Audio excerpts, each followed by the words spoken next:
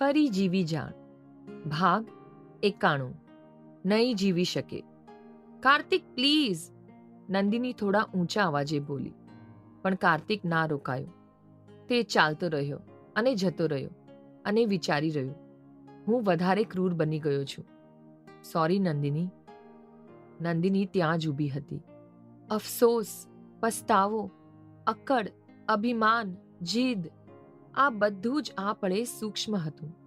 એટલું સૂક્ષ્મ કે માત્ર નંદિની જ જોઈ અને અનુભવી શકે. જ્યારે કોઈ પણ કહેવું કે દર્શાવવું હવે શક્ય નહોતું. કાર્તિક તેની પહોંચ બહાર જતો રહ્યો હતો અને નંદિની જાણતી હતી કે તે જવા માટેની પરવાનગી પણ તેણીએ જ આપી હતી. દેવાંશ આવી નંદિનીની બાજુમાં ઊભો રહ્યો. નંદિની હજુ પણ તે જ સ્થાને ઊભી હતી. અસ્થિર કે સ્થિર તે તો તેનું મન જ જાણતું હતું. ઘરે જઈએ, ચાલ. દેવાંશે નંદિનીનો હાથ પકડ્યો અને તેને લઈને ચાલતો થયો. બ્લેઝર ઉતારી નંદિનીએ દેવાંશને આપ્યું અને તે પગથિયા ચડવા લાગી. નંદિની, સૂતા પહેલા જમી લે કંઈક, ઊંઘ નહીં આવે તને. દેવાંશ હવે ચિંતિત બની રહ્યો હતો. આમ પણ ઊંઘ ક્યાં આવવાની છે? એ પણ ધીરે ધીરે પારકી બની જશે તેવું લાગે છે, નંદિનીએ કહ્યું અને તે જતી રહી. સફેદ શર્ટ પર આછા વાદળી રંગનું બ્લેઝર પહેરેલી નંદિની એક આકર્ષક અંદાજ સાથે નીચે ઉતરી. બંટુ તરત જ્યુસ સાથે નંદિની પાસે આવીને ઊભો રહ્યો. નંદિનીએ ગ્લાસ લઈને મોં પર માંડ્યો. કેટલા દિવસ હજુ આમ જ જ્યુસ પર જીવવું છે? હિતેનભાઈ બોલી ઉઠ્યા. એમ જ કંઈ બન્યું નથી તેવું બહારથી બતાવીશ તો દુનિયાને તો થશે જ કે કંઈ જ નથી થયું, પણ તું નહીં જીવી શકે. જો તારે ફરી જીવવું છે તો કંઈક એક્શન લે, માત્ર તમાશો ના જો. અખબારનો ટીપોય પર ઘા કરી હિતેનભાઈ પોતાની જગ્યાએથી ઊભા થયા અને જતા રહ્યા. નંદિની હાથમાં રહેલો અને અડધો પીધેલો જ્યુસનો ગ્લાસ લઈને ડાઇનિંગ ટેબલ પર મૂકી દીધો. નંદિની, સિદ્ધિ બોલી ઉઠી. કદાચ તેને કંઈક કહેવું હતું. ભાભી, હું આવીને વાત કરું, નંદિનીએ કર્ણના માથા પર હાથ ફેરવતા કહ્યું. તારી પાસે વાત કરવા માટે કંઈ છે ખરું? સિદ્ધિ પૂછી રહી.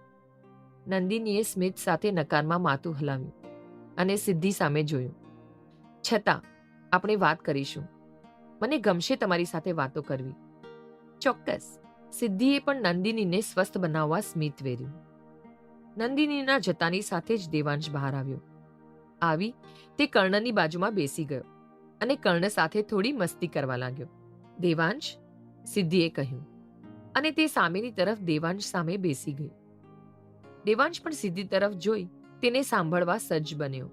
જે થયું તે થયું, પણ તમને નથી લાગતું કે આપણે હવે નંદિનીને આગળ વધવા માટે મદદ કરવી જોઈએ? જ્યારે કાર્તિક તો આગળ વધી જ ચૂક્યો છે. સિદ્ધિ અટકી. સિદ્ધિ, સહેલાઈથી ભૂલાઈ જાય એ કાર્તિક નહીં. કાર્તિકનો પ્રેમ પણ કાર્તિક જેવો જ સ્પષ્ટ અને સરળ. પણ સરળ વસ્તુ કે વાત નંદિનીને સમજાય છે જ ક્યાં? દેવાંશ કહી રહ્યો. બાળપણમાં પણ મેં સહેલાઈથી અને સરળતાથી ઘરમાં ચાલતા ઝઘડા અને પરિસ્થિતિને અપનાવી લઈ જીવી લીધું.